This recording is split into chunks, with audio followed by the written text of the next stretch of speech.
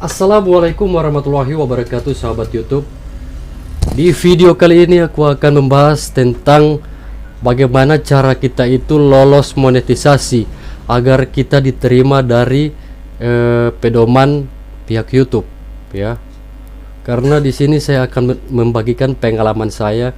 Saya kemarin sudah memenuhi persyaratan 1000 subscribe dan 4000 jam tayang, dan di situ saya sudah memenuhinya, dan kemudian saya telah mengajukan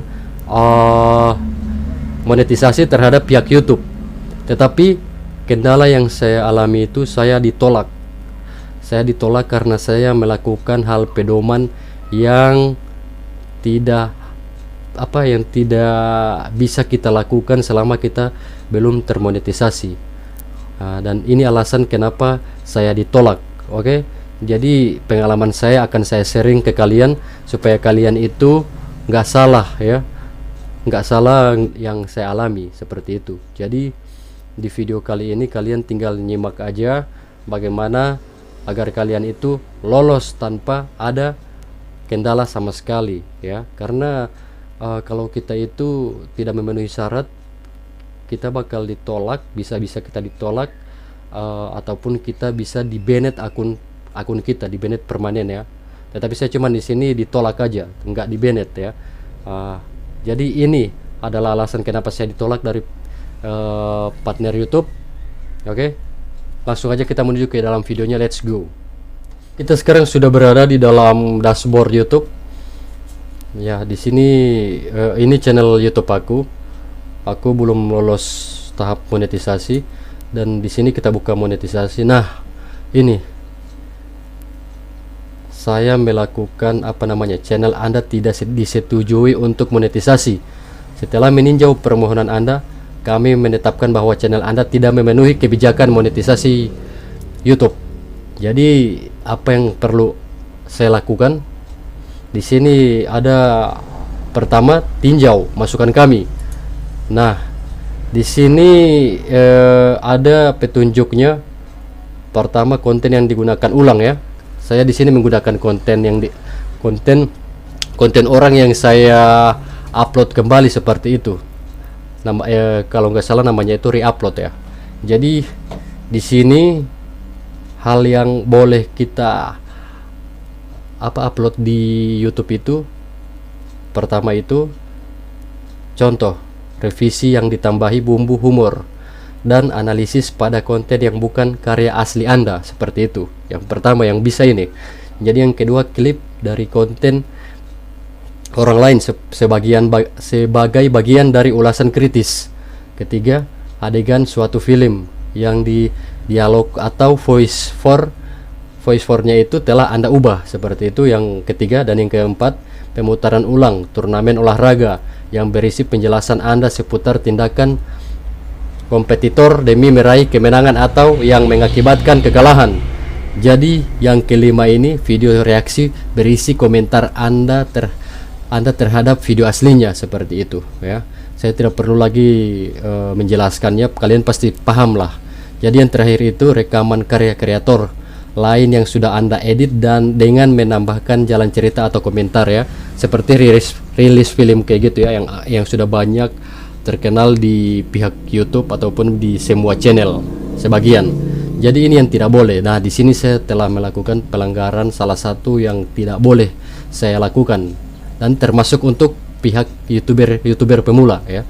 Satu, video singkat yang Anda kompilasi dari situs media sosial lain. Salah satunya itu seperti Anda ambil dari TikTok, ya kan, terus Anda upload seperti itu. Terus Anda tidak mereview, tidak mengedit kembali atau seperti itulah, ya. Jadi yang kedua, koneksi lagu dari beragam artis meskipun Anda telah mendapatkan izin dari mereka, ya. Ini yang tidak boleh karena kita masih dalam tahap monetisasi.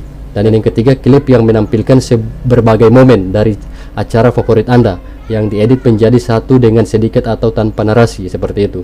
Jadi yang keempat itu, konten yang diupload berkali-kali oleh kreator lain, ya.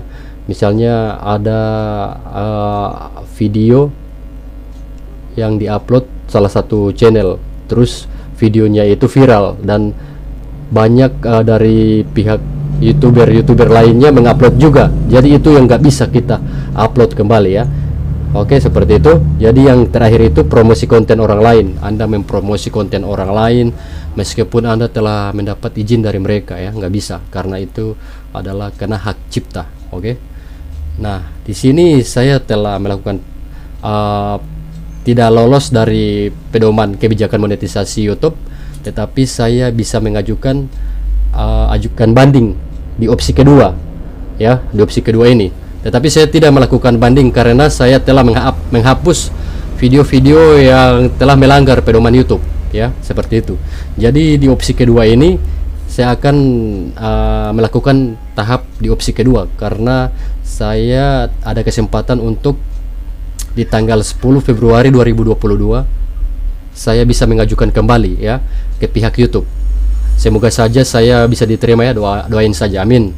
Jadi ini adalah prosesnya ya, proses yang nggak bisa kalian lalui ya. Di sini aku bisa mengajukan banding kembali itu di tanggal 10 Februari 2022 ya, di bulan depan ini. Semoga saja saya lolos, dan buat kalian doain, bantu doa saya ya, karena kita sama-sama YouTuber pemula, kita membangun channel ya. Oke, jadi itu apa?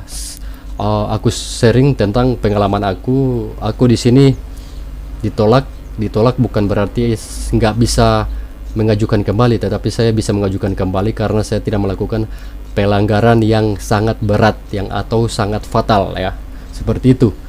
Dan di sini kita lihat kan, di sini saya telah memenuhi syarat. Oke, tidak ada teguran sama sekali. Nah, seperti itu ya. Kalian juga bisa melakukan banding di sini, banding ini. Kalau misalnya kalian tuh ada kesalahan dari pihak YouTube, misalnya kalian telah mengupload video orang lain, terus kalian itu telah mengedit video orang lain tersebut, akan tetapi pihak YouTube itu salah, ya kan? Salah, jadi kita bisa mengajukan banding. Dan kita bisa mengajukan banding itu kita lihat di opsi pertama ini ada petunjuk-petunjuknya, dan ada juga di opsi kedua ya. Silakan Anda di opsi pertama ini, silakan Anda buat video Anda menggunakan bahasa yang didukung seperti bahasa yang jelas, bahasa Indonesia ya. Terus kedua, durasinya itu 5 menit, dan ketiga, tunjukkan atau sebut URL channel Anda dalam 30 detik pertama ya. Kalian salin aja itu video yang Anda buat itu, terus copy, terus salin di opsi kedua ini ya, di situ. Dan yang ketiga, sebutkan masukan dari peninjauan dan sampaikan mengapa masukan tersebut salah, seperti itu.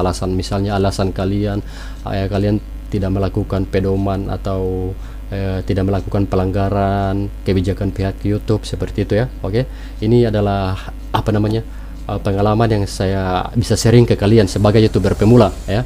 Kita sama-sama membangun channel, oke.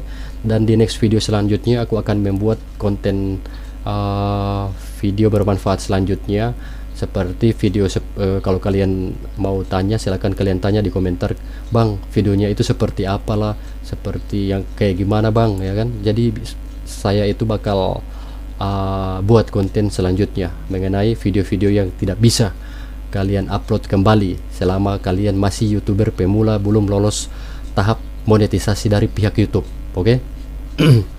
Oke, sampai ketemu di next video selanjutnya ya. Sampai di situ aja pengalaman yang bisa saya bagi ke kalian. Semoga bermanfaat, dan jangan lupa buat kalian ya, support aku ya. Semoga support aku dengan cara kalian subscribe, like, dan nyalakan lonceng agar saya bisa berbagi video-video bermanfaat lainnya ke kalian ya. Karena perjuangan kita belum sampai di sini, oke. Semoga video ini bermanfaat. Sampai ketemu di next video selanjutnya. See you, goodbye.